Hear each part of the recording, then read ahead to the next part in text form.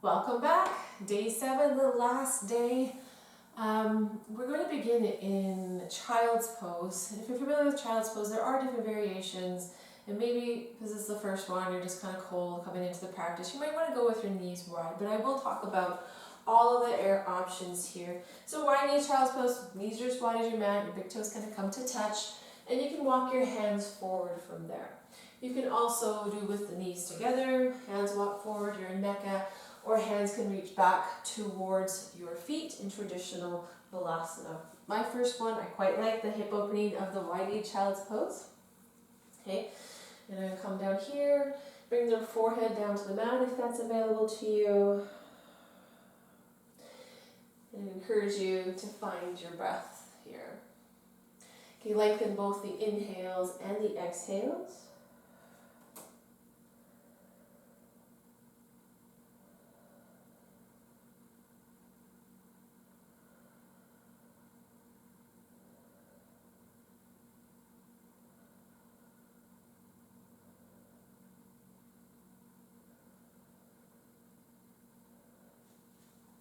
And if your hands are reaching back towards your feet, I encourage you to walk them forward at this time. Then we come into a lateral child's pose. We're going to walk your hands over towards the left side. And if you want a little bit more of a side stretch on the right side of the body here, you can place your right hand, or you can try placing your right hand on top of the left and see if that deepens the stretch, if that's what you're looking for. And filling up the right lung here.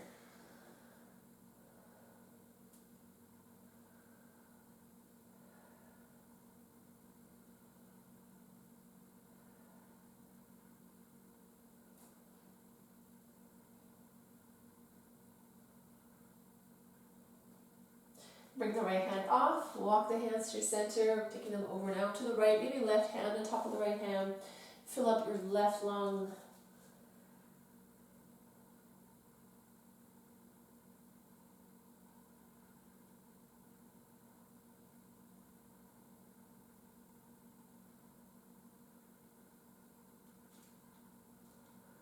And then the hand off, walk them back through center. Place them so that you can push your way up into a tabletop position. That's on the hands and the knees. And if your knees are sensitive, if your mat's not very thick or the floor is hard, you can roll up the back of your mat once, twice, whatever, and pad your knees if you need to. We're going to do some wrist stretches here. Right, so here's your first option.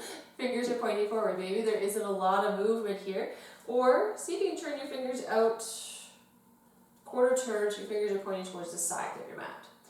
If you got there and you can go a little bit further, one more quarter turn, so my knees, or my fingers, are pointing towards my knees. So you see though, I just walked my knees in a little bit closer for that one. You can hang out here in this wrist stretch, or maybe gently rock side to side. Okay, mindfully stressing those wrist joints, if that's okay for you, right? I know that every yoga pose is bad for somebody. It's not all safe and okay. You have maybe carpal tunnel syndrome. Maybe this isn't for you. You can leave poses out of practice. You have permission to come out before I do. Good. Slowing down the rocking. We'll do one quarter turn back out. We're coming out of this just as we went into it. Another quarter turn, so your fingers point towards your front of your mat. Swing your legs around and come to your seat. Okay, left shin in front of right shin if it's okay for you to sit cross-legged. And that leg might be slightly in front of the other, and that's all right. Seated cat-cow with your hands. I like to hold on. Hands on the knees, but they can be on your lap somewhere. You can exhale, bring your belly button towards your spine and round out the back. You can look to your navel here. Inhale, bring your chest and gaze forward and through. Good. Exhale, back into what would be our cat shape. Inhale forward into that cow. Keep going at your own pace, rocking back and forth over the pelvis. This is a nice option of tabletop cat-cow, which is the traditional way we do it. If that's uncomfortable for any reason, you can get that similar movement in the spine without being in that tabletop position. Good. Let me do one more round here. As I'm going to finish with my chest and gaze coming forward and through. Good, sit up tall, switch the cross of the legs. So now right shin in front of left, keeping everything in balance there. Some side bends, dynamic. Okay, let's start with the left hand down beside. Right arm going to go up. And as I said, it's going to be dynamic. So inhale, come through center, right hand comes down, exhale, left arm goes overhead. So moving with your breath. Inhale through center, exhaling into your side bend.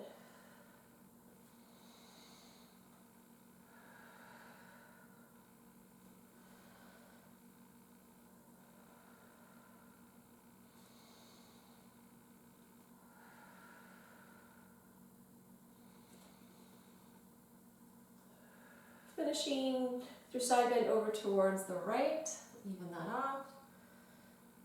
And then inhale back to center. If it's okay, you're going to roll over the legs to tabletop position, transitioning to downward facing dog. So from tabletop position, walk your hands forward, curl the toes under and lift that seat up, push the hips back. All the movement in down dog, right? As we first come into this, so you can walk your dog, push one heel down, bend the other knee.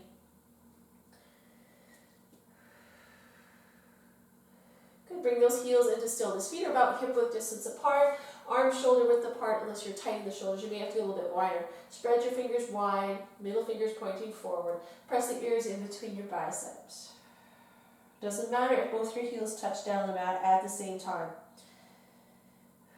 Good, we're going to come up onto the toes. So we're lifting the heels. Pivot so your toes face the right side of your mat. Your heels are going to drop down towards the left side of your mat. Bend that left knee, send your right hip just a little bit higher, stretching out that right hip.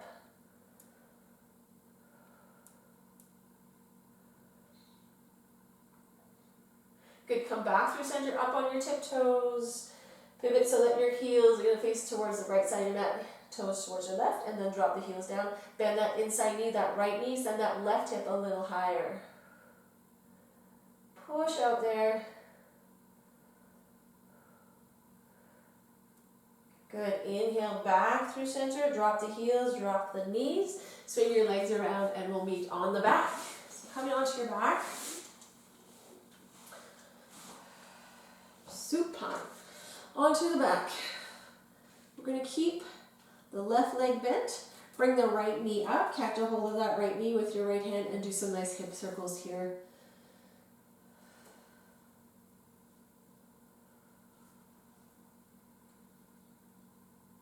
Good. Change the directions of those circles.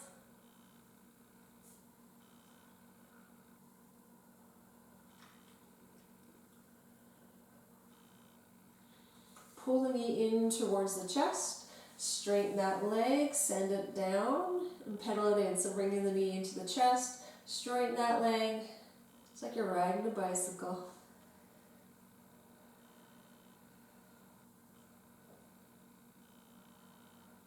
Good. Next time that leg is stretched up, we'll point and flex the foot. Point the toes away, pull the toes back towards your face.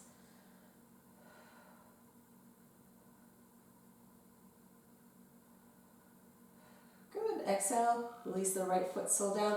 Left knee's coming in, we're doing those circles. You can hold on with your hand, what we did the first time, but you don't have to use your hand there. You maybe get some bigger hip circles without the hand there if your arm is short. And change the directions of those circles.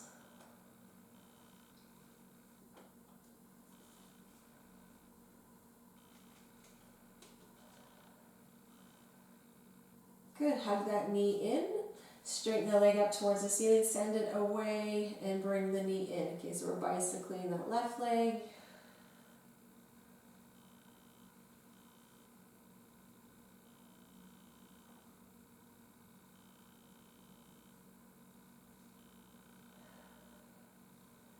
Good, next time that leg is straight up towards the ceiling, point and flex the toes.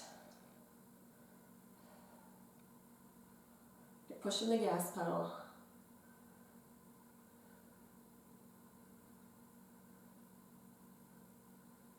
Good, we'll bring the knees in towards the chest. And you can rock and roll up to your seat, or you can roll onto one side and push your way up to your seat. So that concludes your challenge. 7 days, 10 minutes, doesn't take much. My hope is that A, this has felt good and you realize even just 10 minutes of movement a day just feels so good. And B, maybe that, gee, I kind of like this yoga thing, maybe I'll do a little bit more.